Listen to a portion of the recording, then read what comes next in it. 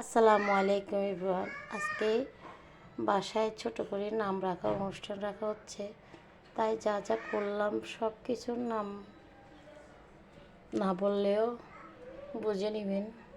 ব্যস্ততার মধ্যে সব কিছু বলতে পারছি না।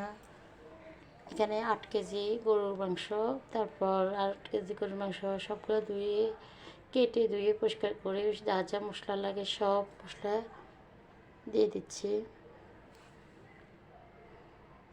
প্রথমে পেঁয়াজ, তারপর এলাচ, তারপর দারচিনি, তারপর তেজপাতা, লং, গোলমরিচ, হলুদ,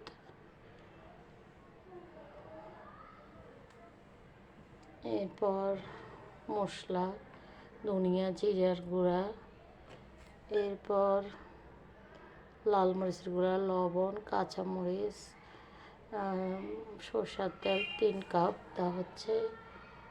এরপরে আমি অনেক কথা বলছি না, বুঝে নেবেন। আমি ব্যস্ততার মাঝে বলতে পারছি না অনেক কথা। এরপরে আদা রসুন, তারপর সব মশলা দেওয়া শেষে পাশে দিয়ে বসানো হচ্ছে সবজি। চিংড়ি মাছ দিয়ে সবজি রান্না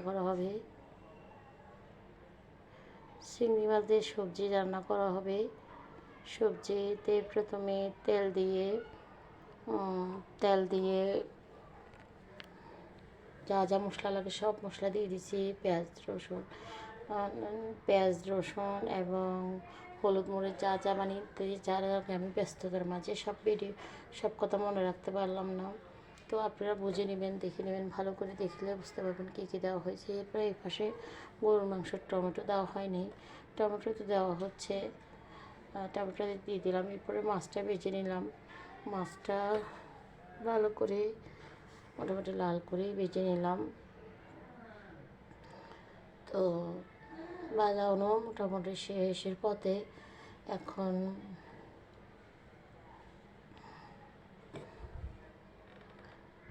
মাছটা একদম বাজার কমপ্লিট। মাছটা এখন আমি এই মুহূর্তে তুলে নিব। মাছটা ভাজা শেষ। মাছের জন্য এখন মশলাটা আমি রেডি করে নিচ্ছি। মশলাটা আমি ক্যামেরার আউটসাইডে করে নিলাম, কারণ মানে ক্যামেরার সাথে ধরার মতো কেউ ছিল না, এতটা ব্যস্ত মানুষ সবাই ছিল। তো এদিকে আমি মশলাটা রেডি করি। মশলাটা দোকানের স্টাইলে আমি সবগুলো মশলার মধ্যে মানে থালের ভিতরে দিয়ে দিলাম সব মশলা দিয়ে। তারপর মশলা দিয়ে সব উপকরণ দিয়ে এখন থালের ভিতরে মশলা প্রথমে ছেড়ে দিলাম এক সাইডে লাগার জন্য মশলা, এরপরে নিচে। এরপরে আমি সুন্দর করে সাজিয়ে দিচ্ছি। এভাবে সাজানো লাগে, মানে মশলাটা সব এপাশ ওপাশ দুপাশে যেন লাগে সেরকমভাবে দিলাম। এরপরে মশলাটা আমি দিয়ে সুন্দর করে একটু পানি দিলাম, কারণ যেহেতু মাছের ভিতরে মশলাটা যেন ভালো করে ঢুকে সেজন্য। তারপর দিয়ে দিলাম মুরগির মাংস বসালাম। মুরগির মাংসটা আমি ক্যামেরার আউটসাইডে সব মশলা দিয়ে দিলাম। ব্রয়লার চিকেন এটা। তো যা ব্রয়লার চিকেন আমি অনেকবারই করছি। আমার ক্যাপশনে দেখলে বুঝতে পারবেন, অনেক আমার পেজে যাইলে যারা আমার পেজে সবসময় দেখেন আমার ভিডিওগুলো, আমার রান্নাগুলো যারা দেখেন তারা বলতে পারবেন। তো মোটামুটি এখন রান্নাটা কমপ্লিটের দিকে সরে আসছে। মুরগির মাংসটা হয়ে আসছে, মানে আমরা হালকা মাখা ঝোল রাখছি।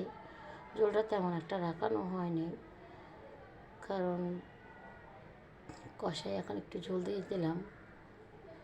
তো এরপরে আমরা সব উপকরণ রেডি করে সাজিয়ে ফেললাম।